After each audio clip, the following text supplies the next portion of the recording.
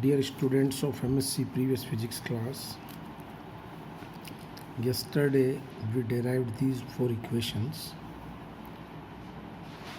The special form of Lorentz one-dimensional transformation equations. These transformation equations can be written in the matrix form as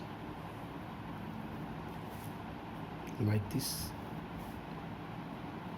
x1 dash, x2 dash, x3 dash and x4 dash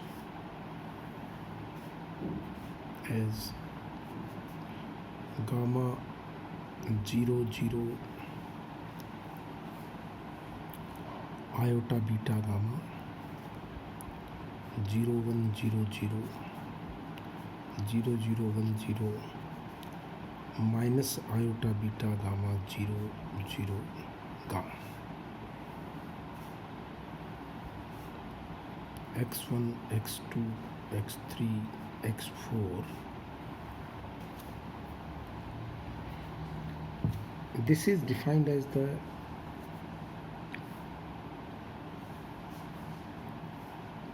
matrix form of Lorentz transformation,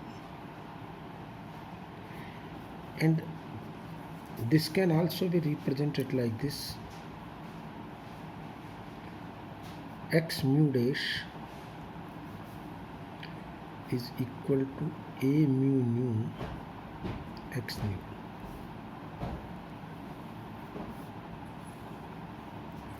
Here this a mu nu, which is the matrix gamma 0 0 iota beta gamma, you can remember 0 1 0 0 0 0 1 0 minus iota beta gamma 0 0 gamma, is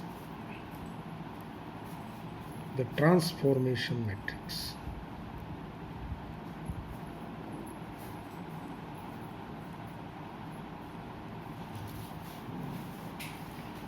Now see, in the Lorentz transformation there are four coordinates. So whenever any quantity is represented in the four-dimensional space having four components, dear students, then it is said to be a four vector.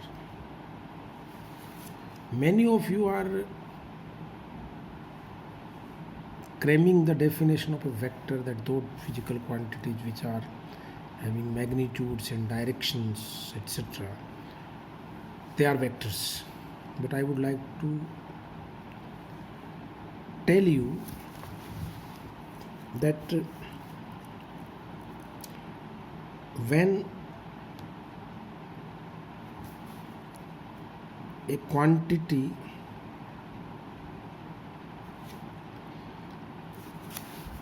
in n-dimensional space has n to the power 0 components, it is a scalar. N components is a vector. N to the power 2 or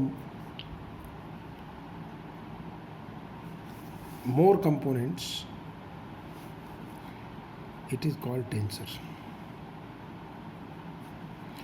For example, n to the power 0 means whatever be the dimensional case, 3-dimensional space or 4-dimensional or n-dimensional, n to the power 0 will always be 1. So scalar quantity has only one component, mean you cannot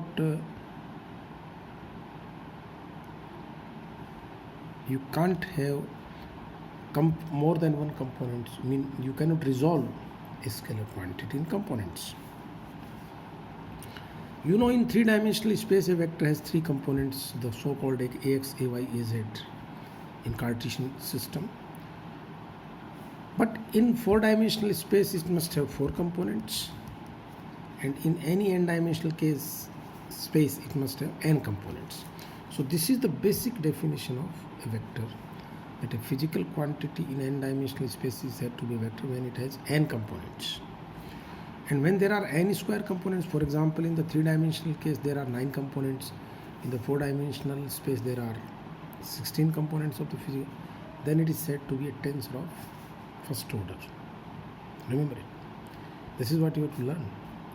I mean, many students don't know, they start differentiating between tensors, vectors and scalars. No, all quantities are tensors, and tensors of zero rank, zero order is called a scalar, like that.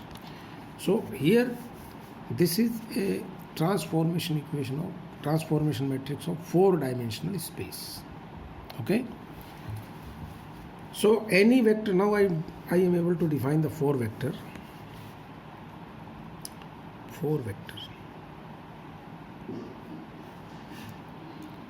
Any quantity having four components in Lorentz space or four-dimensional space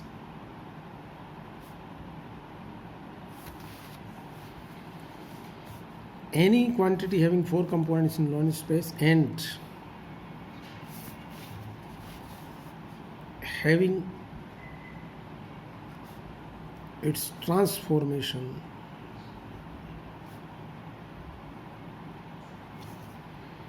as A mu dash is A mu nu A nu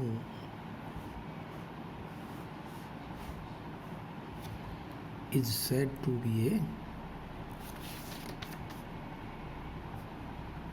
four vector. Dear students, I don't know how many of you are familiar with these four vectors, but I would like to tell you that all physical quantities like velocity, momentum, force, all these physical quantities can be associated in the or can be transformed in the way of four vectors. Means they can be represented as four vectors, respectively known as for velocity, for momentum, for force, for field, electric field, for magnetic field. We are going to understand all these things in the upcoming days. So, four vector always represented by this particular transformation equation. Okay. There can be, as I told you, velocity, momentum, force,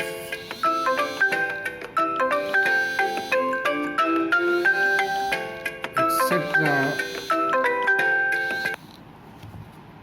are defined as or are represented as for velocity, for momentum, and for force, and for force in the four-dimensional space. I will explain you first the Maxwell equations, and then we will start the use of this four-dimensional space in electrodynamics. I will tell you that Maxwell equations are actually four fundamental laws of physics, and you will be able to understand their physical significance. Thank you.